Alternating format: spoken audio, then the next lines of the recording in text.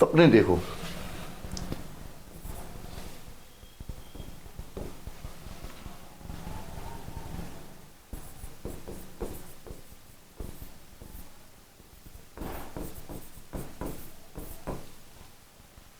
सपने देखो और यही सपने आपके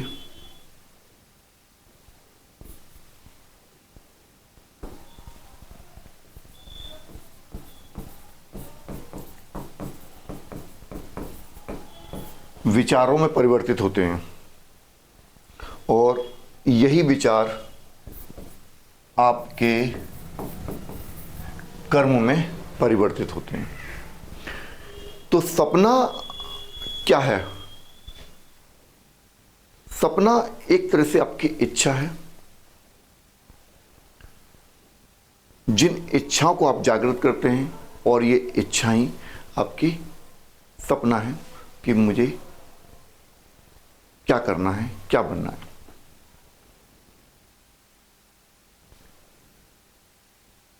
यदि हमारे जीवन में सपने नहीं है, हमारी इच्छाएं नहीं है, तो हमारा ऐसा जीवन किसी कार्य के लायक नहीं है। क्योंकि यदि प्रकृति ने, नेचर ने अगर हमें इस धरा पर भेजा है, तो इस धरा पर आने के बाद व्यक्ति कर्म के रूप में कुछ कार्य तो करेगा ही, चाहे वो सार्थक हो चाहे वो निरर्थक। तो जो आपके सपने हैं,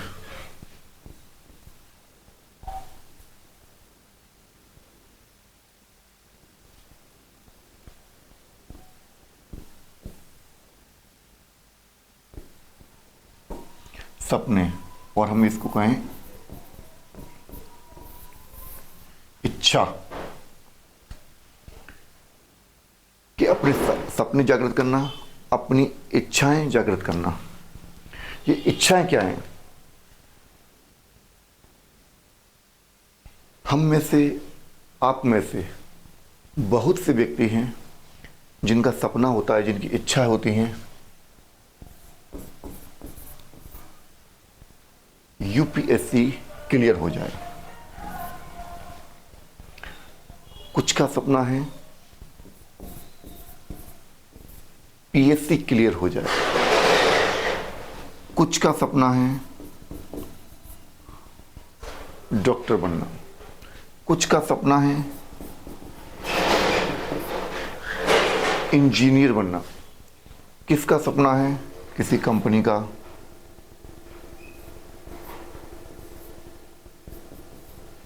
सीईओ बनना। किसी का सपना है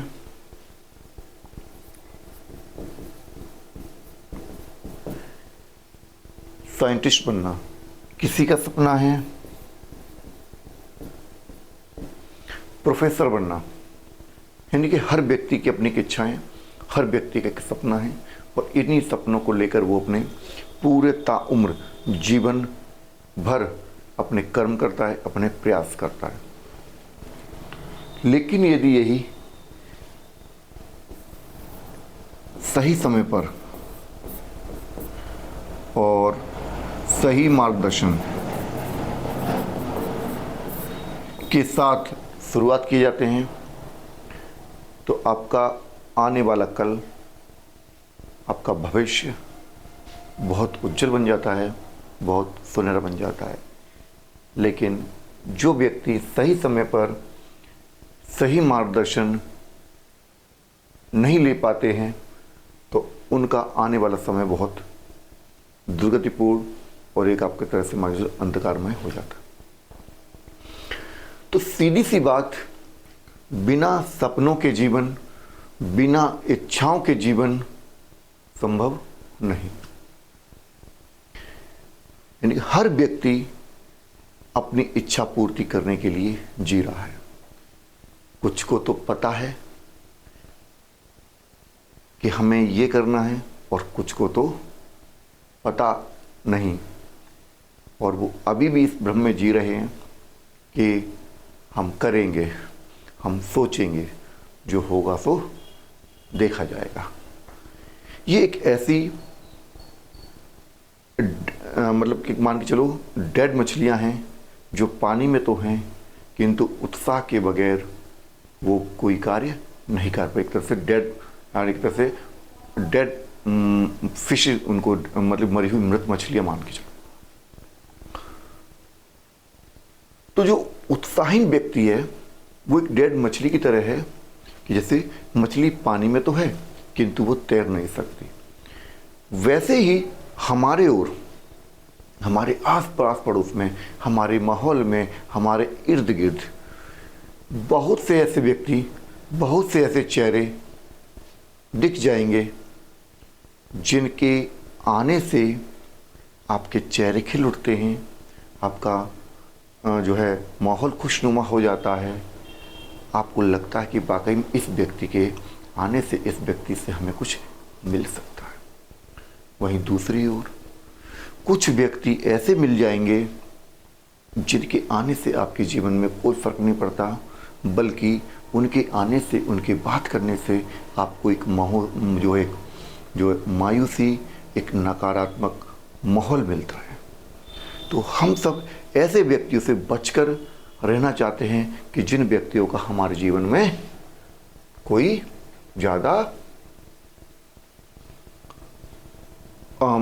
जिनसे हमें कम उत्साह मिलता है, जो हमारे जीवन में ज़्यादा महत्व नहीं रखते, या जिनके आने से लगता है कि इससे हमारे जीवन में कोई ज़्यादा फर्क नहीं पड़ने वाला। चलिए,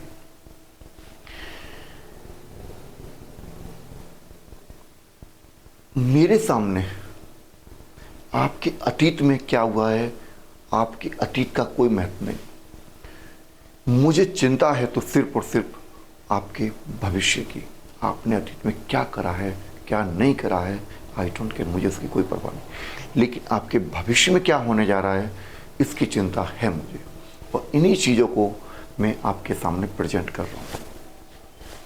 और मैं हर बार अपनी क्लास में, हर बार आप लोगों से एक बात यही कहता रहता हूँ मैं, कि सपने देखो, अपनी इच्छाओं को बलवती करो, अपनी इच्छाओं को मारो मत, उनके लिए लड़ो, उनके लिए समर्पण दिखाओ, उनके लिए दिन रात जियो, उनके बारे में सोचो, ताकि आपकी जो आपका जीवन है आने वाला, वो आपका अच्छा तरीके से बन सके।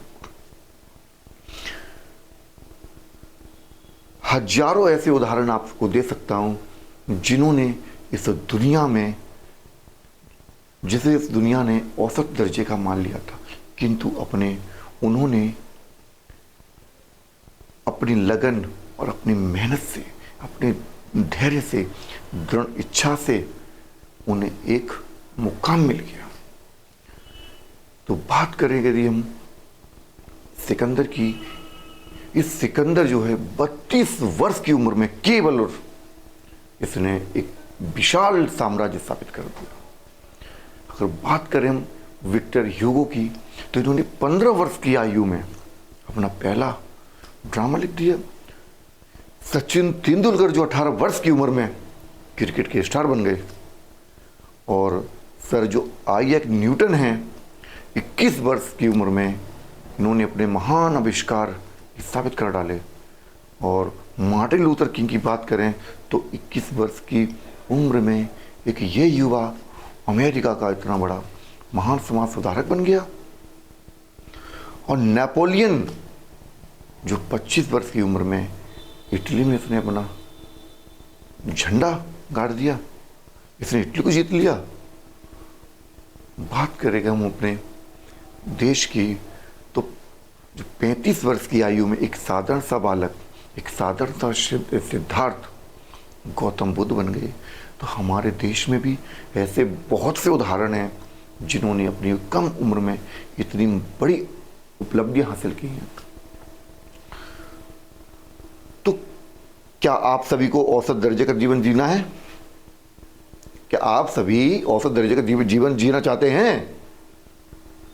ये लो जी, नहीं ना? चलिए,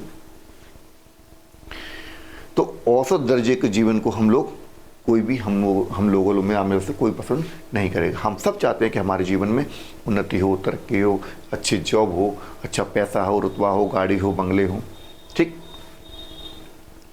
तो औसत दर्जे के जो जीवन है उसको हम अलग हटाते हैं, कोई नहीं चाहेगा। मैंने किसी किताब में पढ़ा था और बहुत अच्छी कुछ लाइनें थी, ध्यान नहीं है लेकिन कहाँ पढ़ा था, लेकिन उसकी कुछ लाइनें हैं मुझे जो है अब भी याद हैं।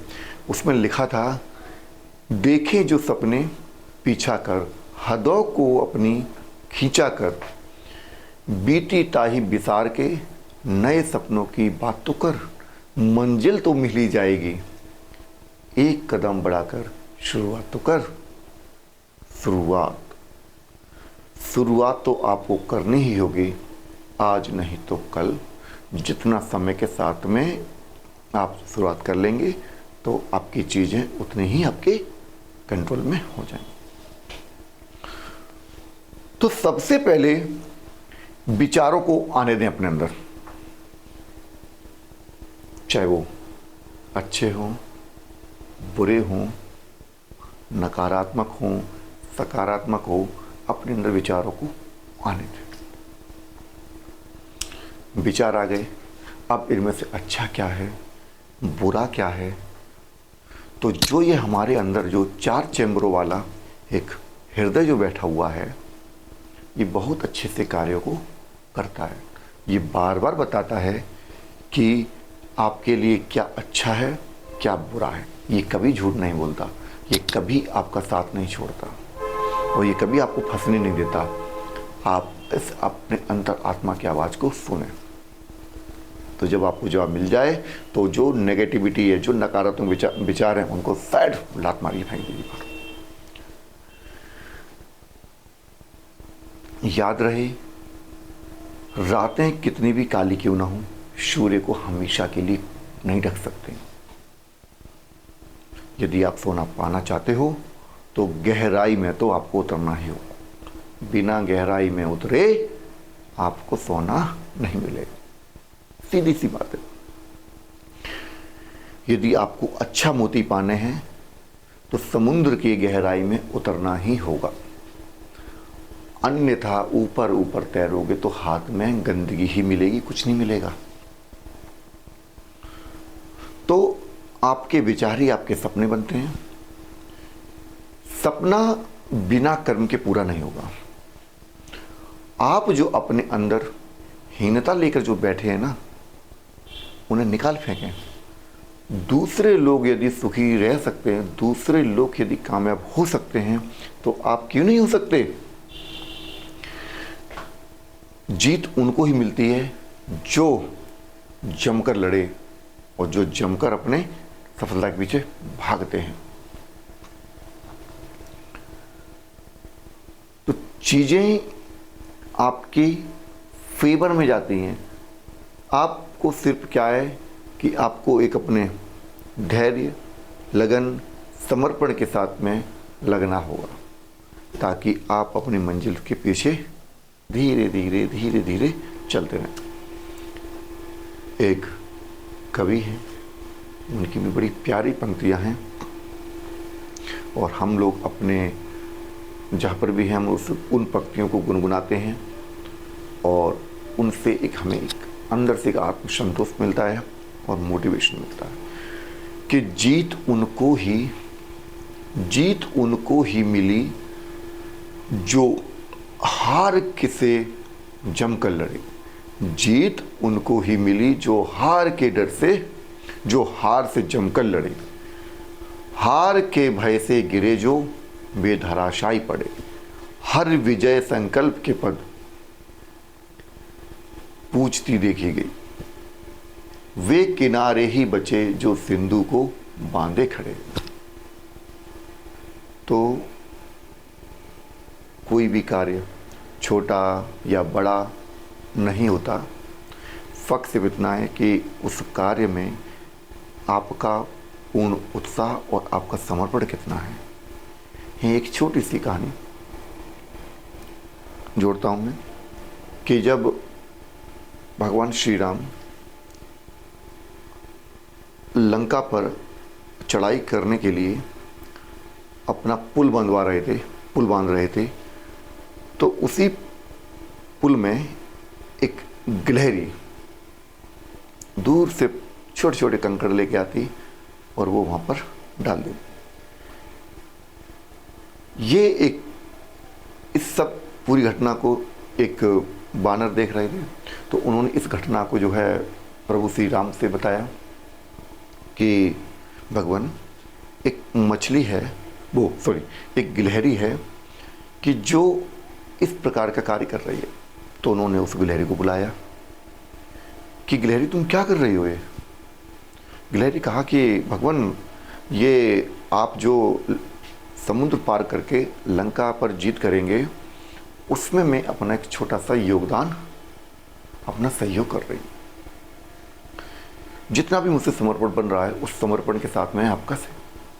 तो भगवान कहते हैं राम कि आपके इस कार्य से क्या हो जाएगा, जब इतने बड़े बड़े बलवान और इतने बड़े बड़े वानर जो इस सेना लगी पड़ी है ये तो सारा काम निपटा देंगी, तो लेकिन आपके इस कार्य से क्या हो जाएगा।